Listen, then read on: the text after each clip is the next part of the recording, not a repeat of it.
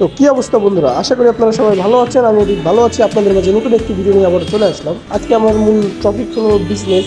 অনেকে আমরা খেয়াল করে দেখছি যে নতুন নতুন ব্যবসায় ডেভেলপ করছে, কিন্তু আবার মার খেয়ে যায়।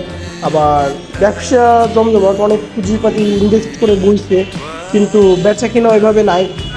কারণ এটার মূলত একটাই কারণ হতে পারে, ব্যবসায় মনে করেন পজিশনটা ঠিক মতন জায়গায় নেয়, ব্যবসাটা ঠিক মতন করেননি। আর মূলত খাবারের কোয়ালিটিটা ভালো না। খাবারের আমি ফাস্টফুডের লাইনে করি, আমি ফাস্টফুড সম্পর্কে বেশি জানি, এর জন্য ফাস্টফুডের যতটুক ধারণা হয় আমি ততটুক আপনাদের মাঝে শেয়ার করব। আমার যে আইসক্রিমটা দেখছিলেন, এটা হলো ভ্যানিলা ভ্যানিলা ফ্লেভারের আইসক্রিম।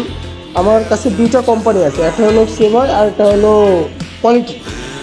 তো আইসক্রিম দুইটাই এক এক রকম দাম, মানে দুইটাই যদি পার্সেন্টেজ হিসেব করা হয় আমার দুইটাই সেম প্রাইস পড়ে।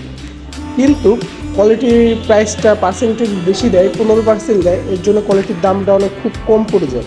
কিন্তু সেভয়ে এটা মনে করেন আমাদের 5% ডিসকাউন্ট দেয়, মানে প্রতি পিস 5 লিটারের যেগুলো পিস আছে প্রতি মনে করেন 5 লিটারে একটি 1,000 টাকা 5% করে দেয়। কিন্তু এটার আইসক্রিম কোয়ালিটির থেকে হাজার গুণ ভালো। যারা নতুন নতুন ব্যবসা করছেন তারা মূলত এই জিনিসটা ফলো করবেন যে আমার কোন জিনিসটায় কাস্টমার ভালো বলছে, কোন জিনিসটা খারাপ বলছে। তো যদি কোয়ালিটি মেনটেন না করতে পারেন, আপনার ব্যবসা করার কোনো যোগ্যতাই নেই, আপনার কোনো দরকারই নাই।